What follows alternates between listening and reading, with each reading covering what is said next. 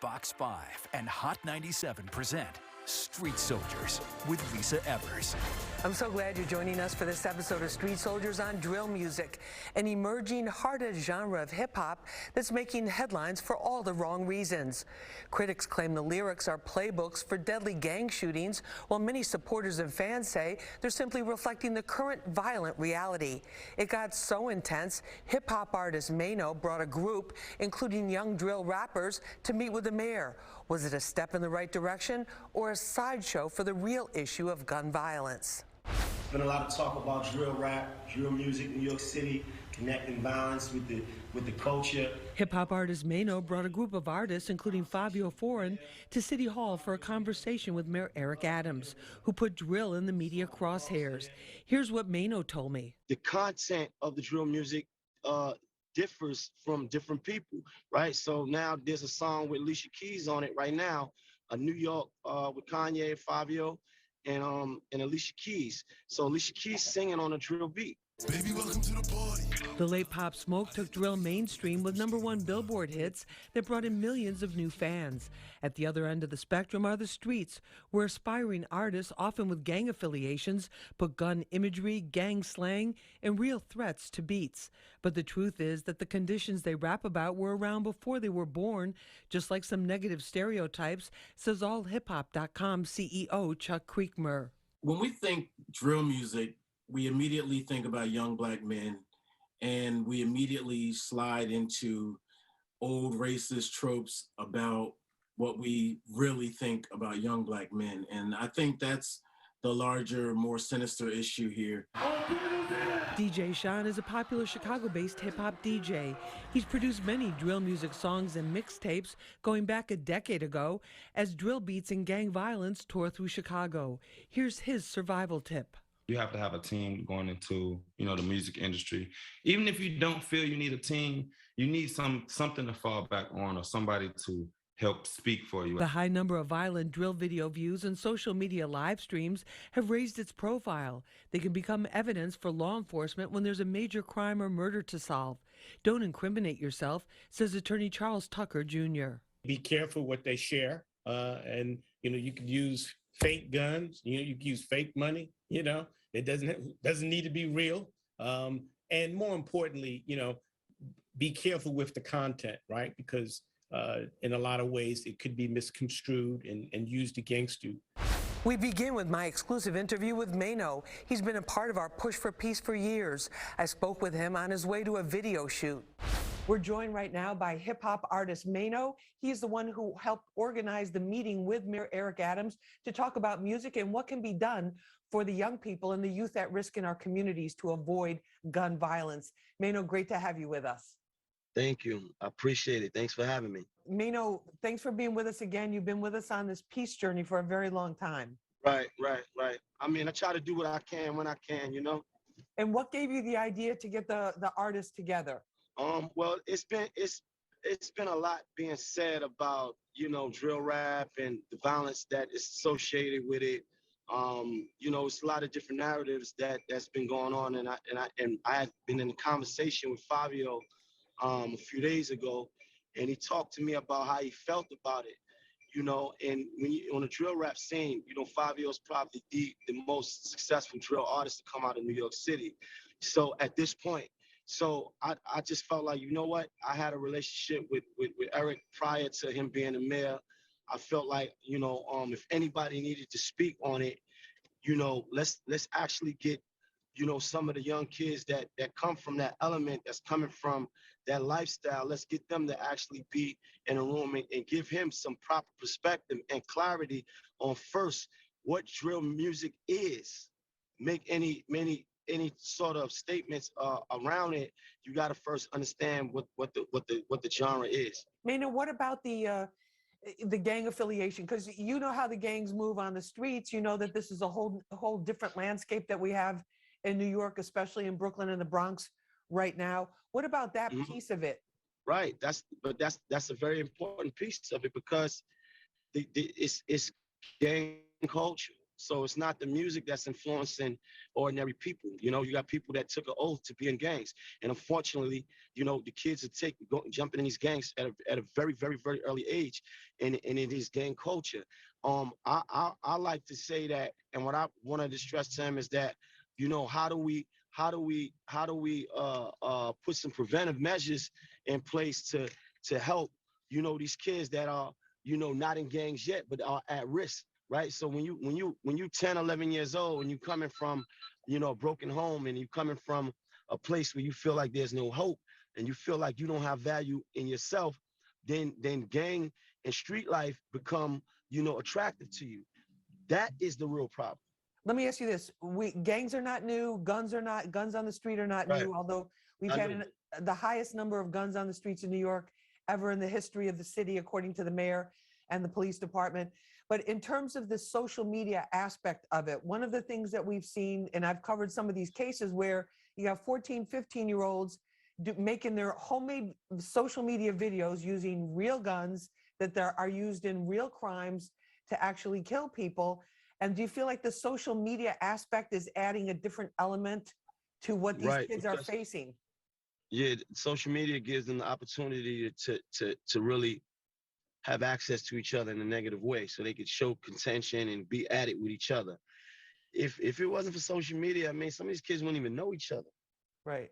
right? So it gives people access, so now they can go on live and disrespect each other to the fullest, you know. And this is also something that I brought up. So aside from the music, they have access to each other to just disrespect each other virally.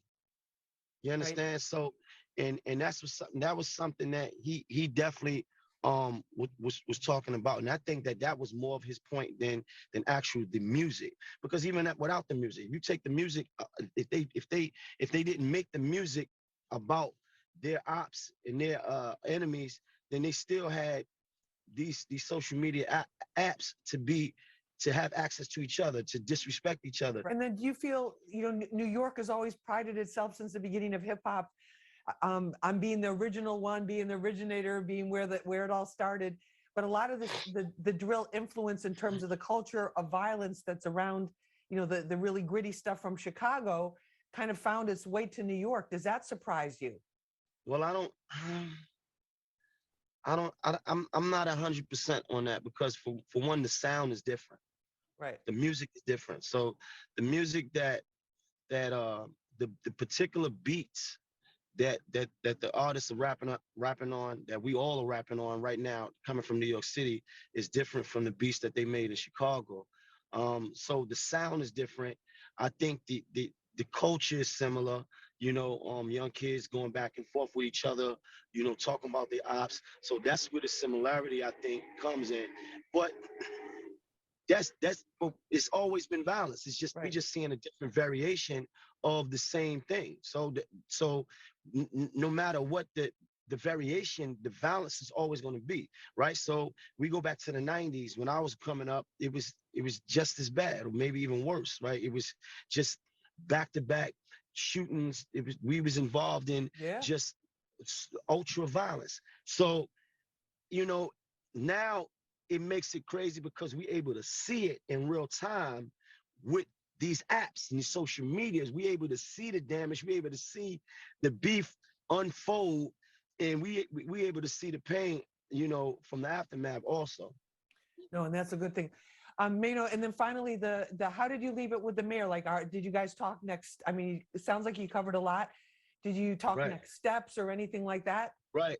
Well, we talked about, trying to figure out some things, and he said to me, like, give me some ideas, bring some stuff to me, and I said to the guys that we need to really come together and figure out, some ideas and some real solid, steps that we could take, that we could actually bring back, because the good thing is that we actually have a mayor that we can have access to. Right. Never in my life ever spoke to a mayor from New York City, or even mayor even knowing who I was. So the fact that we can have access to me, I think, is a key, because it gives us the opportunity to say, okay, boom, I got this idea. Let's mobilize. Let's us come together, and then we could then we know we got somewhere to take it, and that alone is motivation. Right, that access is definitely unusual, and hopefully a step in the right direction. Mano, I know you got to get to your video shoot. I want to thank you. Definitely. Thank you for the interview. Thank you for being with us and supporting Street Soldiers, the show, and our Push for Peace. We really appreciate it. Thank you so much. All right. Love. Coming up, we'll hear from our panel, including a Chicago drill DJ who's seen it all. Welcome back. There are many perspectives to this. Let's find out what our panel has to say. Joining me is Chuck CREEKMUR. He's a CEO and co-founder of allhiphop.com. Chuck, great to have you with us. Good to be here. Thank you so much. Also joining us is Charles Tucker Jr. He's a criminal defense attorney and managing partner of the Tucker Moore Law Group, representing artists as well as criminal defendants in state and federal cases, and involving music and lyrics as well. Charles, thank you so much for being with us. Happy to be here. Thank you, Lisa. Thank you. Also joining us from Chicago, DJ Sean. He's a mixtape and hip hop DJ and a drill music producer. Sean, thank you so much for being with us. No problem. My pleasure. Sean, let's start with you. In terms of when we use the term drill music, what are we really talking about here? Drill music, we're stating basically the artist or artistry, basically speaking of gang violence or such as smoking on, whatever. Just the drill music alone is its own era, meaning gang affiliation. I could say that. All right. So you were in Chicago. You've been in Chicago and were there when, like, almost a decade ago, when this whole thing first started to happen. You got your finger, you got your ear to the streets. Like, what's the beats? You're in the clubs. You're out there hearing, okay, what are people really feeling? What's really going on?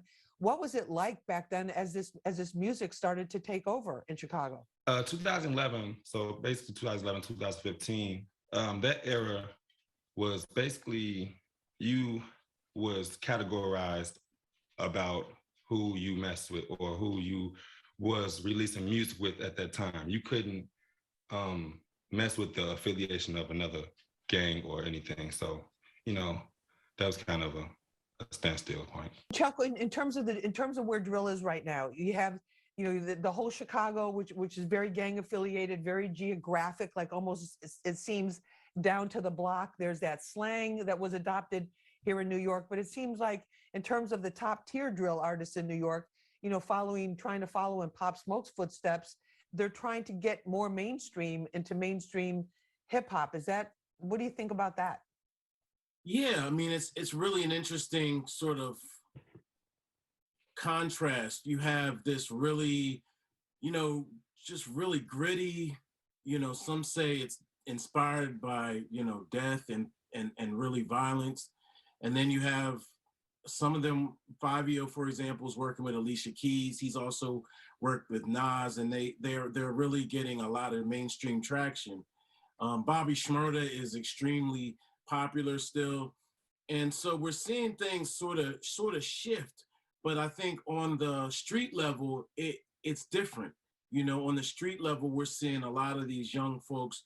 And by the way, when I say young, we're talking teenagers, right. Like 12, 13, 14. 12, 13. Yeah. Right. So, I mean, I was looking up Lil Mouse and I'm like, wow, he's 20 something years old now. So Lil Mouse is one of the youngest drill rappers from back in the day who doesn't really do it anymore, but he was deep, and it was a big deal when he first jumped out there. Now he's a young man.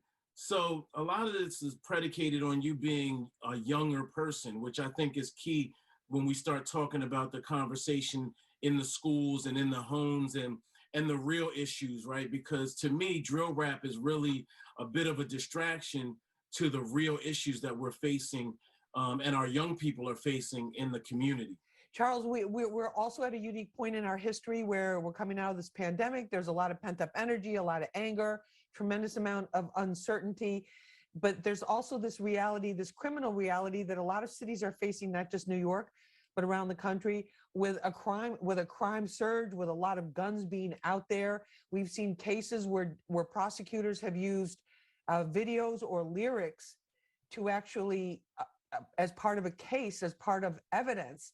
How common is that, and how can they do that? It's funny. I was thinking about that aspect of it early this morning.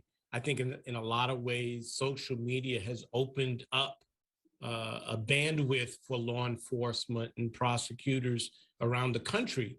It's almost like giving them evidence. Right. You know, I've had a couple of cases, not only on the state level, but in federal court, where my clients, have made videos, and I'm defending them as best I could in some regards of what the law allows, but the limitations are huge because, we know there's no limitations and there's really no laws or current laws in effect with social media and all these platforms. That's problem number one. And two, when an individual willingly puts stuff out on social media, there's no expectation of privacy. And, you pretty much give law enforcement a green card or pass to use it against you. There's more to come. Don't go away. John, in terms of the role of social media, because you've been a DJ for a while, have you seen a lot of artists are using social media to get hot, to get their music noticed? Yes, currently, as of today, yes, currently, due to the fact, stream-wise and TikTok, there has been so many songs now that's getting popular off TikTok dances and everything. So yes, I agree. Streaming wise plays a big point of a song getting hot now. Instagram as well, And what about what you've seen in Chicago with like the use of social media in terms of the street beefs? Yes, the use of social media of the street beefs here is, I want to say, scale of 1 to 10, a 10, due to the fact these artists get so caught up in the career or whatever they are used to, or whatever they have grown up in. They usually tend to put that in their music videos or whatever, but forget the fact of the criminal aspect of it. These people will shoot a video inside of a park in their neighborhood, and that's just incriminating your own self. You know what I'm saying? But Then I think about that fact as as they're doing it, they're just, which is incredible, and they're just doing it. Charles, is this part of is this just today's version of the old? These bad lyrics are causing bad behavior, like we saw, previously in previous generations of hip hop. It's almost like Groundhog Day, Lisa. I feel this is a scapegoat opportunity to blame the lyrics and not look at the real problems that still exist in these communities. The juveniles, just a different era, but they're faced with the same realities that, we saw 10, 15 years ago when they tried to blame hip hop, for what plagued the communities. If you don't fix the schools, you don't create programs and opportunities for the youth, this is what happens. You unleash guns in the streets, or you pipeline it into these communities.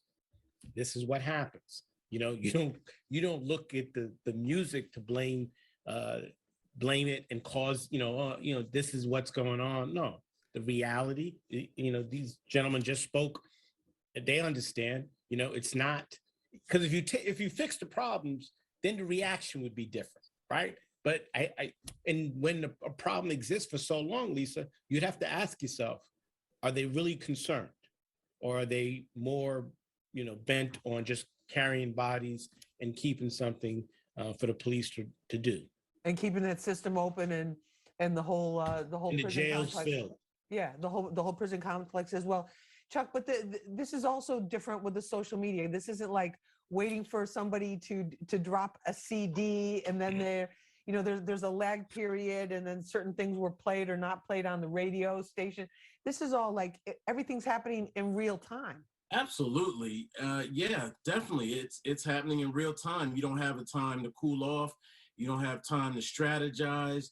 You don't have time for your label to release the song with you, or a mixtape, or go to the pressing facility to press it up. There's a lot of stuff out there that rappers were shut down from doing in the past that were, they intended to do. because of gatekeepers and things like that. So There's no gate now. There's not even like a gate now. yeah, be very clear. Your favorite rapper did something really dumb that was shut down somewhere along the way. Thanks for joining us for this episode of Street Soldiers on the drill music controversy. You can see it again and all our shows on our Fox 5 NY YouTube page. Remember, use your mind. It's your best weapon. I'm Lisa Evers. Let's push for peace, love, and justice for all.